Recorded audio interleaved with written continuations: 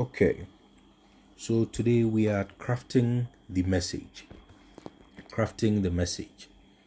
We're looking at public relations strategy. Before looking at crafting the message, you remember that we looked at action and response strategies in public relations. And before that, we also looked at how to set goals and objectives. Today, we have arrived at crafting the message. After we understand how to craft a message, we will look at communication and tactics. But before you do your tactics, you have to know what to say. What shall we say? All right, let's go on. Now, knowing what to say depends on the nature of your public relations campaign or your program. So, whether it is an information based campaign or whether it is a persuasion campaign, like getting people to do something, let's say go and vote, trying to persuade people of something, or whether it's dialogue based campaign where you want to interact with your audience as part of your message strategy. All these will determine whether, no, let me say, it will determine what to say, how to craft the message. So basically, what I'm saying is, if it's an information campaign, how you will craft the message, one same message idea, how you craft it in an information based campaign will be different from how you craft it if it's a persuasion based campaign or if it's a dialogue based campaign. Yeah. So these are the key things that will let you know what to say. So I think the slide re-emphasizes what we just talked about: information, persuasive, dialogue. So I've explained that already. We move on to crafting the message. Being a good communicator. When we say somebody is a good communicator, what are some of the things a person is able to do? You are public relations students, and when you're done, people would expect you to be good at communication. But what does it mean to be good at communication? So the first point here is you know what constitutes communication and how people receive messages. Yeah, you are able to anticipate that this is how people are going to receive. Maybe they're going to receive it through this medium or that medium at this time. They are likely to be in this mood or that mood.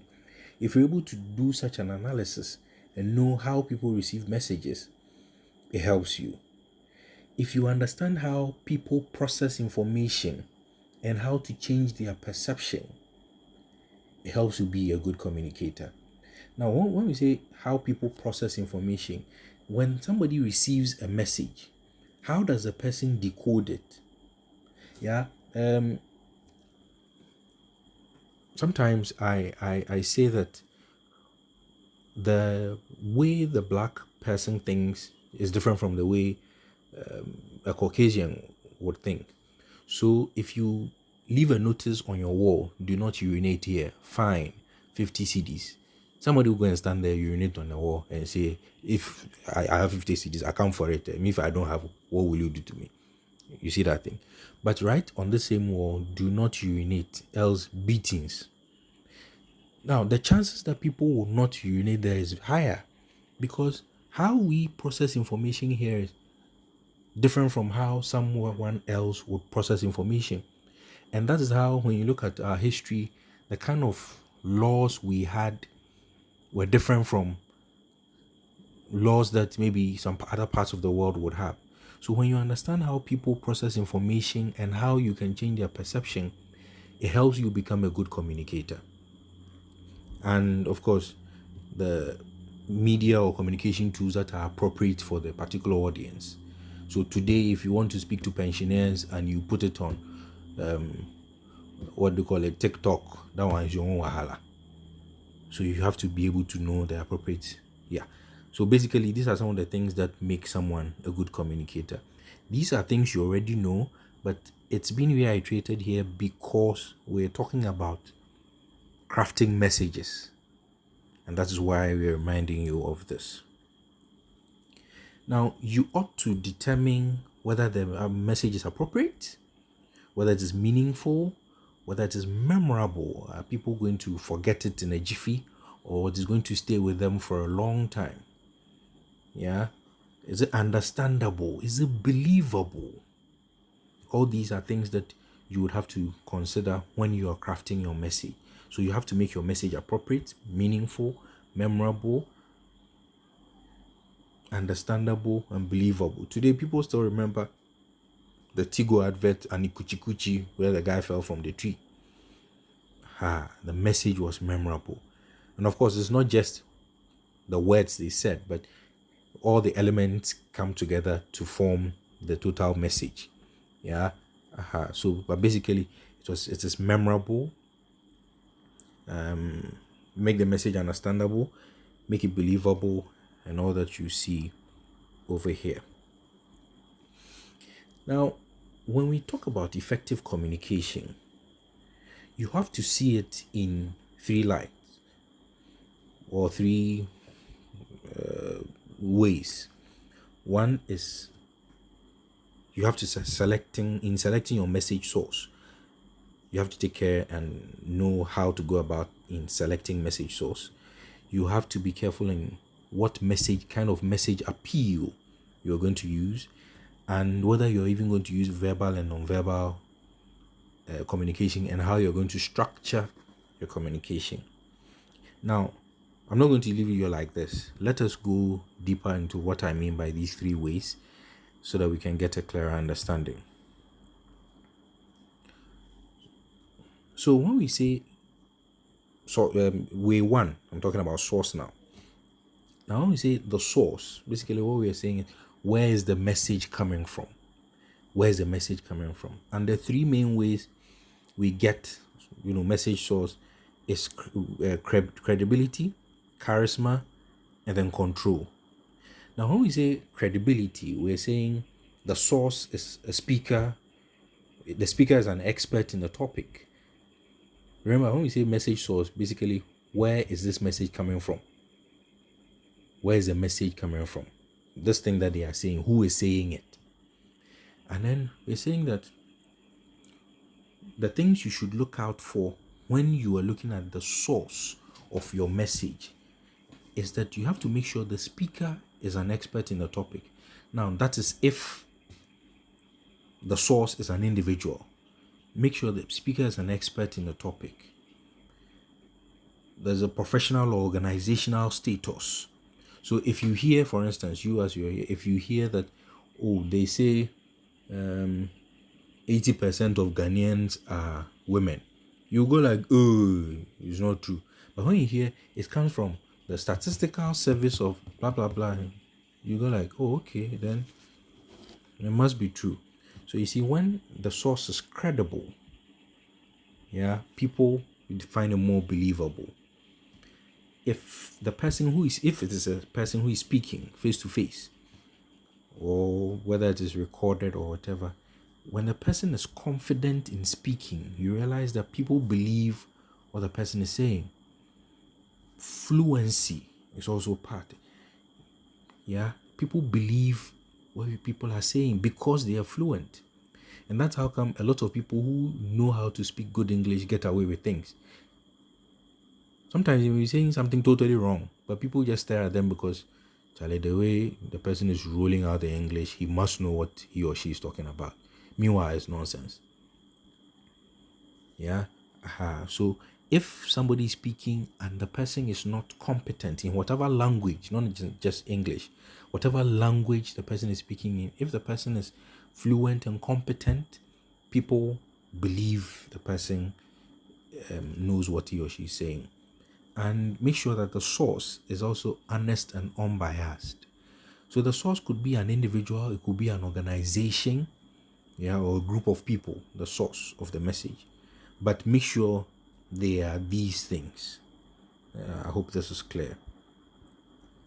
Now, again, message source. Remember, we are talking about three key ways, and that was the source, the message appeal, and then whether you're going to use verbal or non-verbal. And I'm still explaining source, message source. Now, message source, we also have charisma. Basically, make sure if it is an individual, especially, make sure the person has charisma. That is, the person is liked by the audience, person is familiar. People know the speaker. Yeah, it warms them to the speaker or the person, and it makes it more likely that the person will be believed or listened to.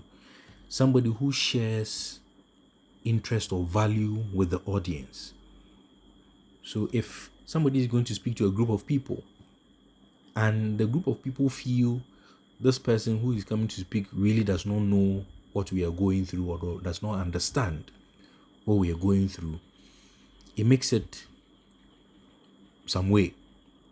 So sometimes it is common to hear that, oh, they were going to have this talk on, let's say, racism, and a white person wanted to talk, but then they decided, Charlie, for this platform, they know you cannot speak there, because they don't want a situation where somebody will say, we're talking about black people problems, and you, white man, how would you know or how would you understand?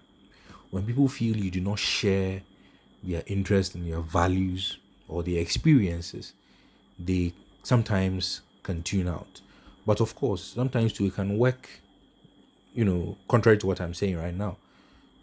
If it's a black platform and a white person is also speaking or sharing an experience, sometimes you can be powerful. But you just have to be careful in how you use that approach.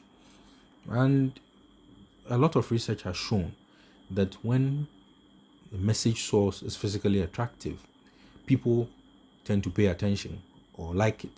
And that's why you constantly see organizations and companies using attractive people when they're going to speak or when they're doing their, promotions and adverts and all that. They like to use attractive people because research has shown it works. People are attracted to beautiful things. So again, message source. We've talked about credibility of the message source. We have talked about the charisma of the message source. So you make sure the message source has credibility, the message source has charisma, and then finally, message source has control.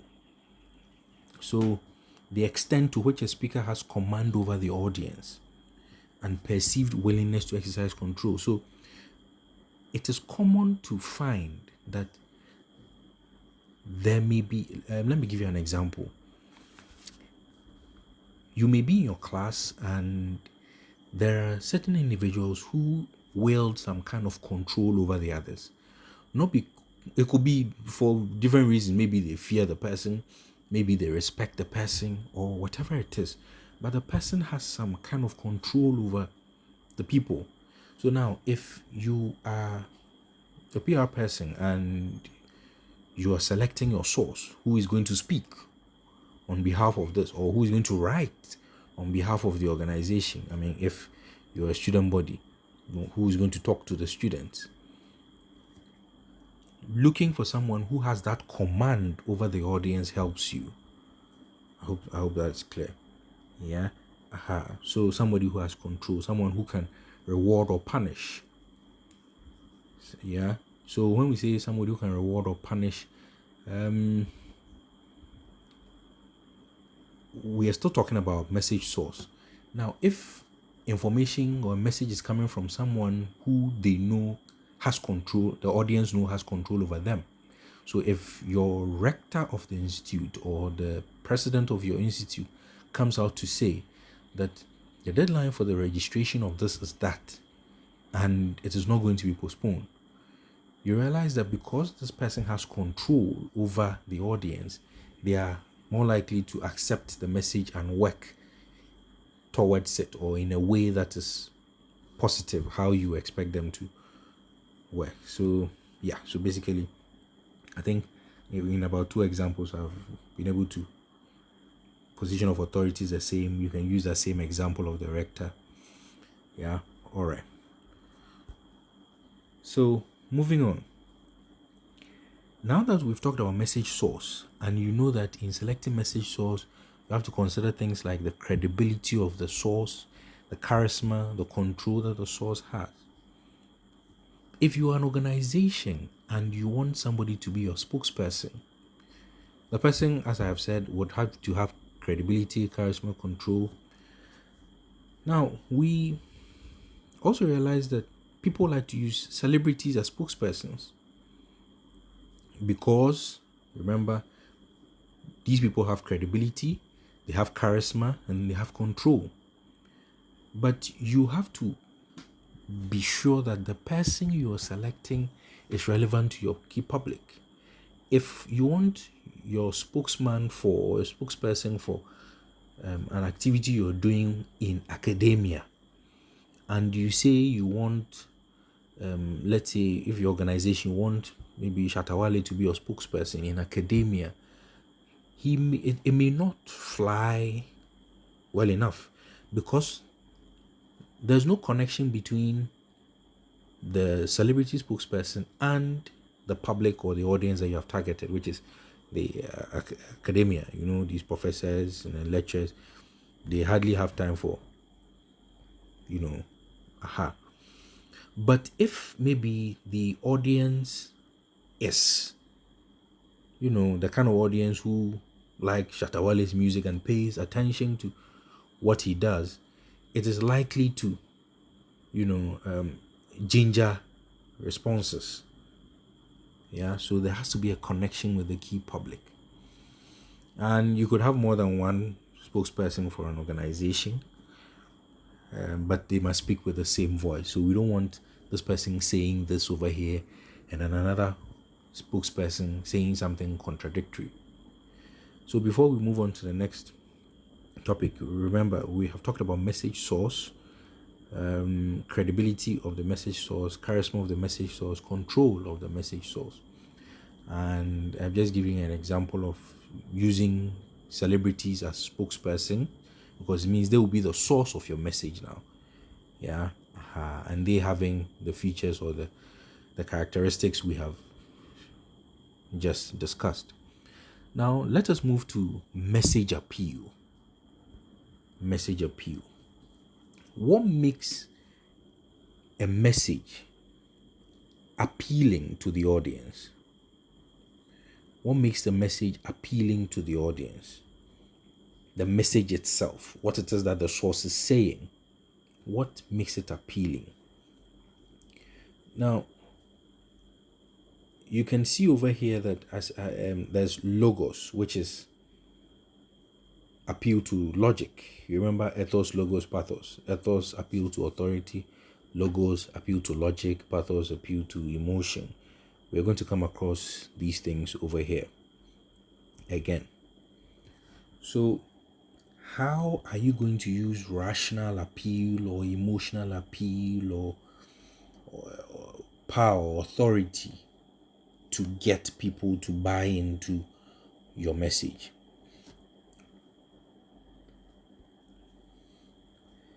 Now, there are 4 kinds of propositions when it comes to message appeal. Just as when we looked at the message source, we looked at about 3, which is the credibility, charisma, and control. Now we have message appeal, and we're looking at 4 kinds of propositions. 1 is fact. Let the message be based on what actually exists and is provable. So if the message is based on fact, it is likely to work. Message can also be based on conjecture. Now, something that is reasonable to conclude given the evidence. So for instance, you say maybe you're an organization. I'm using an advertising example, but I hope it helps you understand. So if you see an advert from Toyota that is saying that the whole of this year nobody has complained about our vehicles, that must show that our vehicles are top notch. Now, it is conjecture, but it is reasonable to conclude that if nobody has come to do this, to report of this, then it must be that everybody is satisfied. If a police service, maybe police in Adenta municipality or the district, they report that throughout this first quarter, we have not reported any armed robbery. It is reasonable to conclude that, that means we are doing a good job. So if they send such a message, it is conjecture because nobody has reported armed robbery.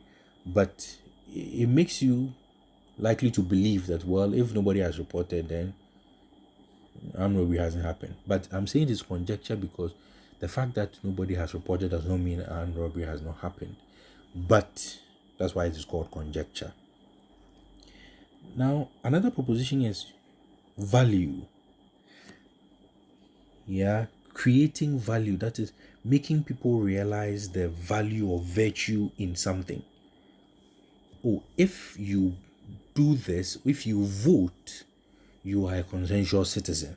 So they are creating value for you. So when you hear the message, they make you feel there is a value or virtue that you ought to aspire to. And then of course there's policy.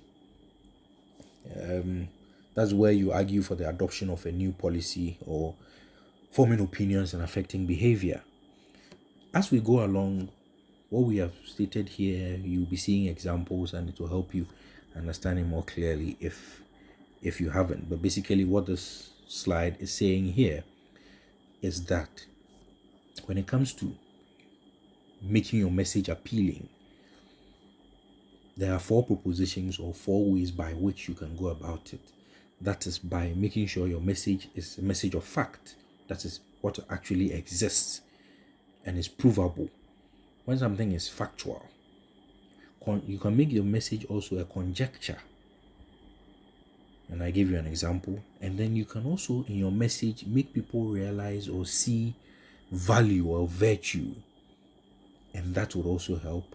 Or when there's adoption of, you argue for the adoption of a new policy, we should now have this or that as a policy in Ghana or in South Africa or wherever it is that you're looking at. But let's move on and see how. Okay, so still on message appeal. When you speak, whether face to face or through radio or whatever, or even when you're writing, remember that whatever you say must be backed by strong argument and proof.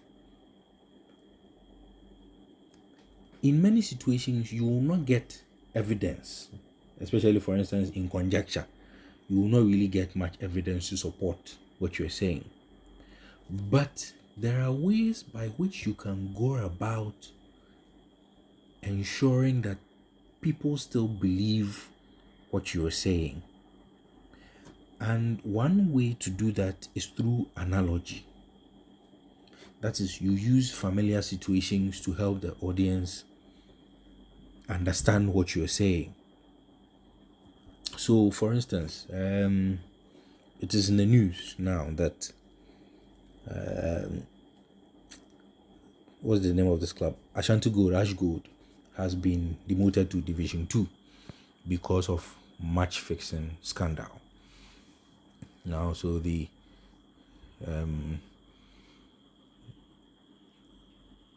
complaints of people is, but how can we do this? All this thing, we are washing our dirty linen in public, and now people will not trust our league anymore, and our league is weakened and all that. Now, if somebody is trying to get people to understand that, oh, this is not as bad as you think, it is really actually helping us, the person can give an analogy and say, oh, it is like what happened in Italy where Juventus and AC Milan also got relegated, or the points were deducted from them because of a match fixing scandal. And then you see after that, Italy became a better league when it comes to match fixing than it used to be.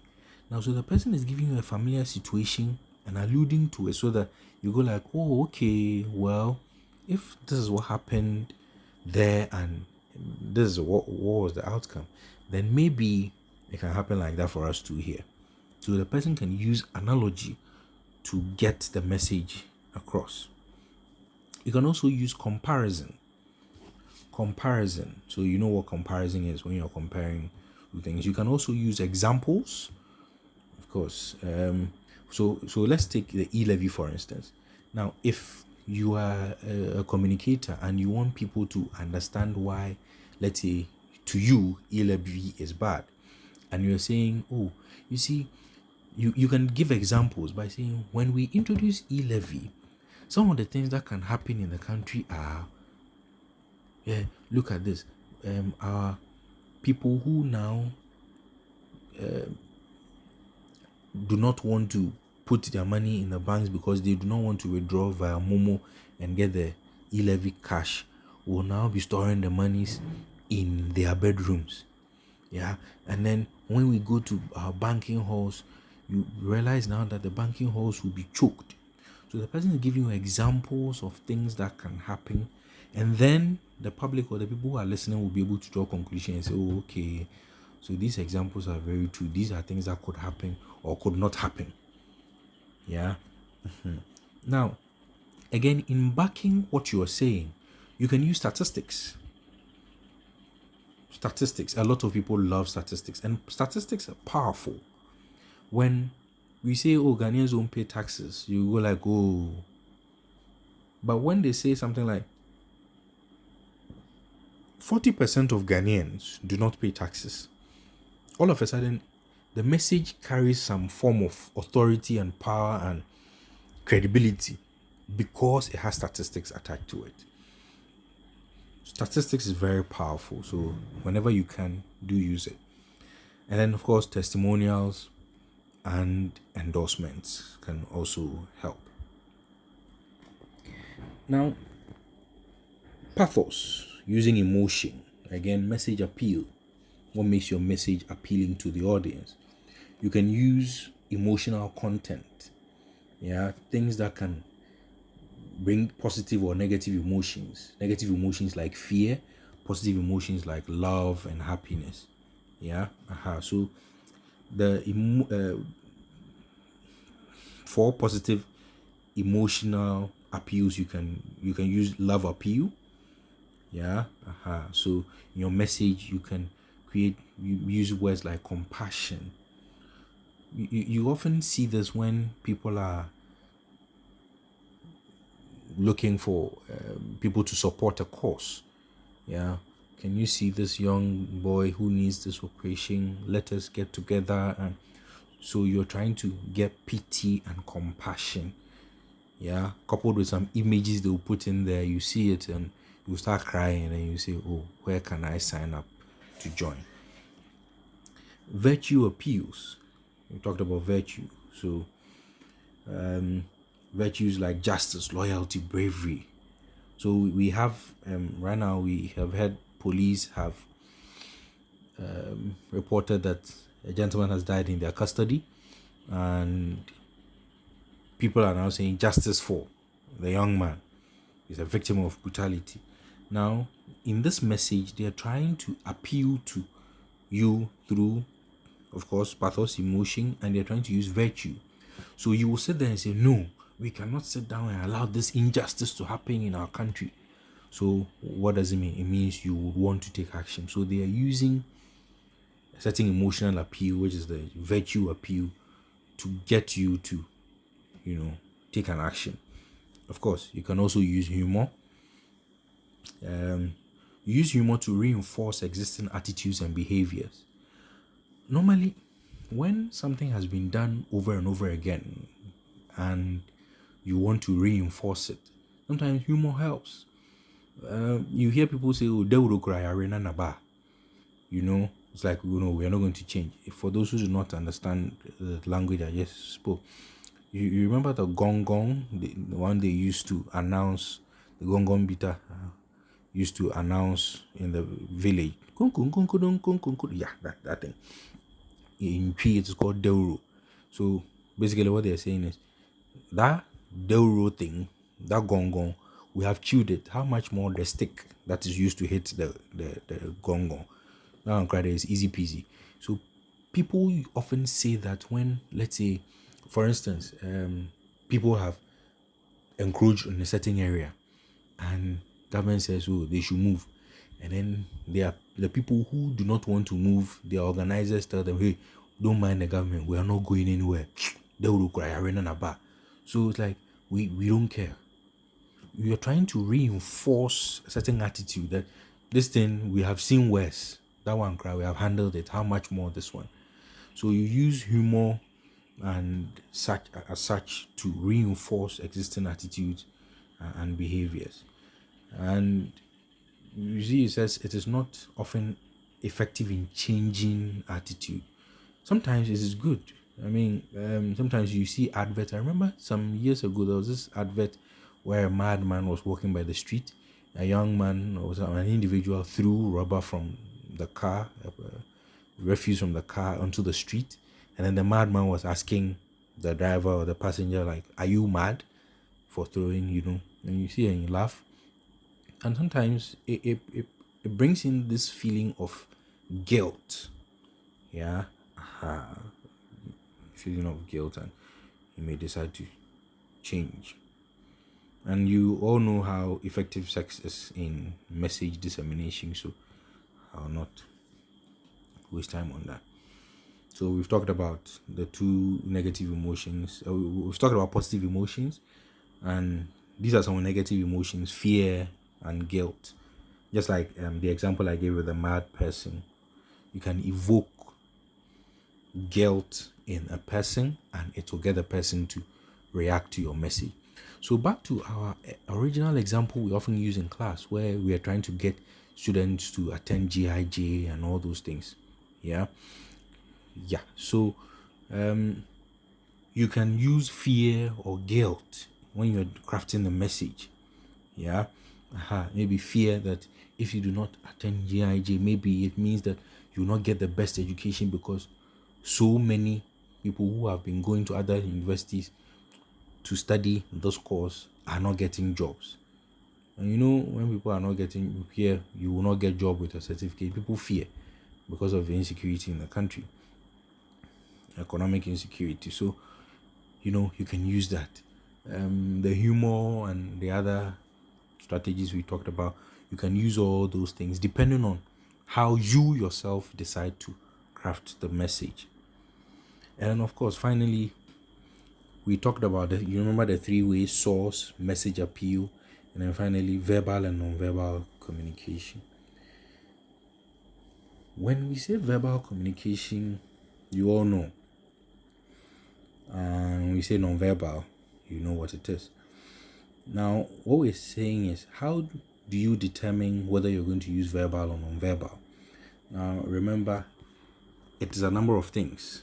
It could even be your source, the message appeal, how you want to go about it, your audience. So many things go into how you would want to use these kinds of communication. Structure of your message is important. When we say structure, how you have arranged your message. Sometimes if you're writing, for instance, let's say you are an advocate and you are writing a letter to a certain minister to do one thing or the other. Sometimes the structure of the message could be, you start strongly, like with strong, harsh words. I'm not saying you should, but I'm just giving an example. Strong, harsh words, and then as you are ending the message, you may soften up and appeal to the person's better side. You understand? Or you could start with soft and then end with on a harsh note. So basically, that is the message structure I'm talking about. How you arrange what you're going to say. And then clarity, and then of course power, ethical language. All of these things are essential. Now when we say ethical language, remember that sometimes unethical language can bring a message out even better than ethical language. That's why sometimes you see people with placards, especially outside the country. In Europe, you see placards like "fuck the police."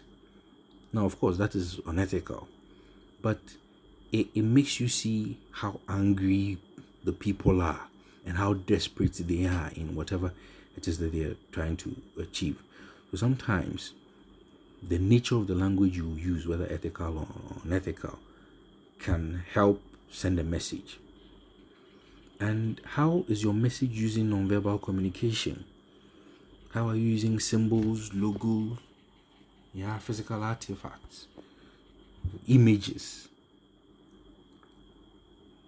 These are powerful. When you're driving or riding in town, you see people have set up shop, especially under traffic lights, and they will be appealing to you to give something to a child who has a cleft lip or needs a surgery, and then they'll put the picture there.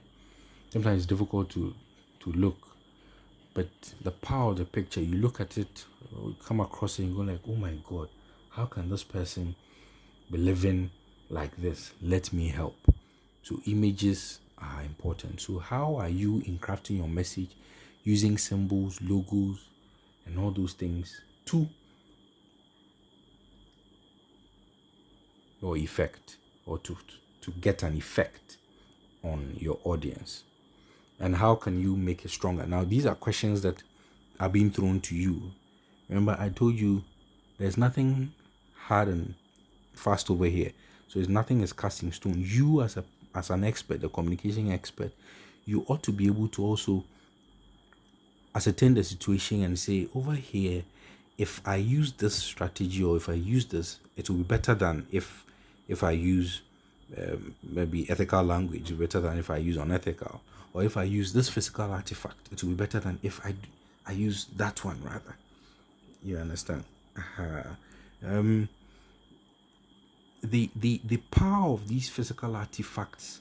Again, I remember, I think it was Makode Linde, who, in trying to talk about female genital mutilation, created this cake. And then somebody was hiding under the table when they said the cake. And the cake was like I think it was of a female, the female reproductive organ.